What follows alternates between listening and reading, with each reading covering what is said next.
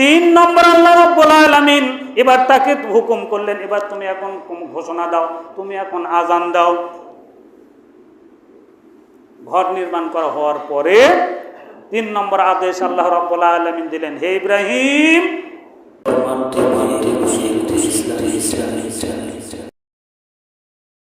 ওয়াযিন ফিন্নাসি বিল হজ, হে ইব্রাহিম, আমি তোমাকে দিয়ে অনেক কাজ করিয়েছি, এবার তোমাকে দিয়ে আমি যে কাজটা করাবো সেটা হচ্ছে তুমি হজের জন্য মানুষের নিকট তুমি এখন আহ্বান করো, তুমি আজান দাও।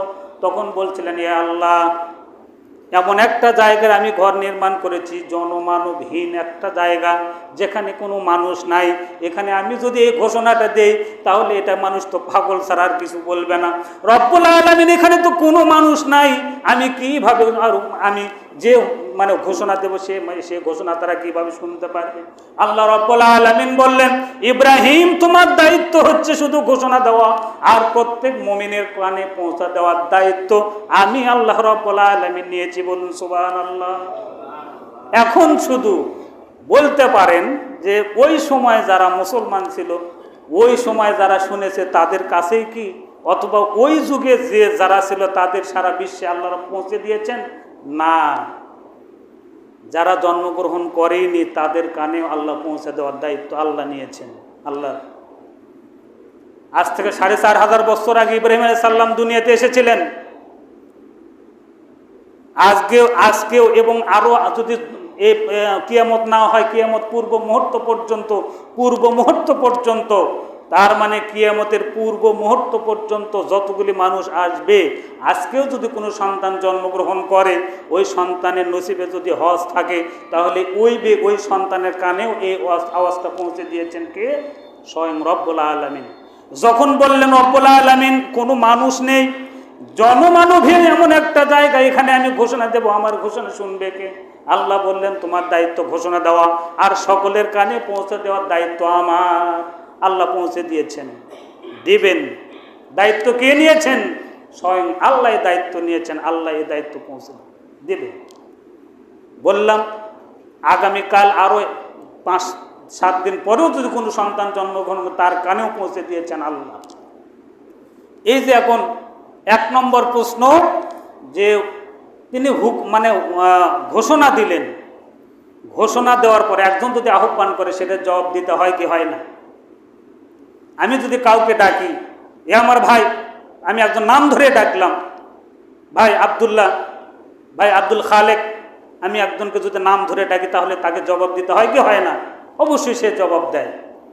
এই যে আল্লাহ যে ইব্রাহিম সাল্লামের মাধ্যমে যে ঘোষণা দিলেন, ডাকালেন, আজান শব্দের অর্থ ডাকা বা আহ্বান করলেন, ডাকলেন।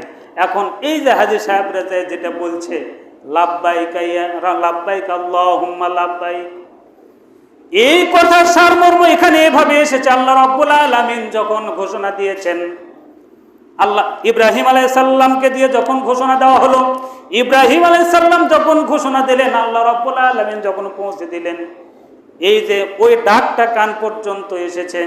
আর যাদেরকে আল্লাহ রাব্বুল আলামিন কবুল করেছেন, তারা ওখানে যে বলছে লাব্বাইক আল্লাহুম্মা লাব্বাইক। রব্বুল আলামিন, আপনি ডাক দিয়েছিলেন, আমরা শুনতে পাই নাই, আপনার নবী ডাক দিয়েছিলেন আপনার হুকুমে।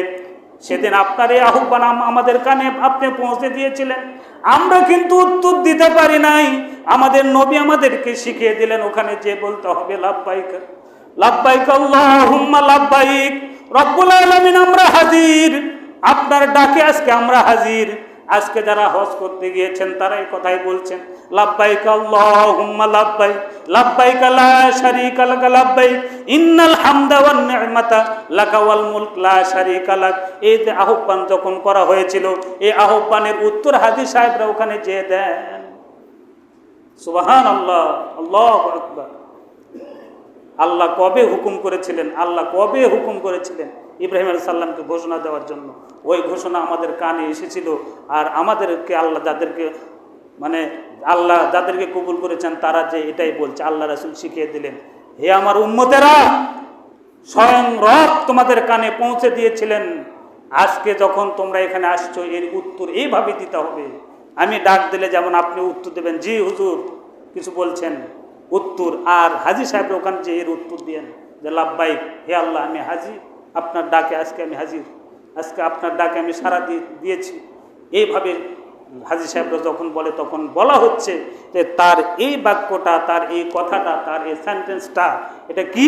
ওই যে ডাক দিয়েছিলেন একদিন, সেটা সাড়া দিলেন আজকে এই মুহূর্তে।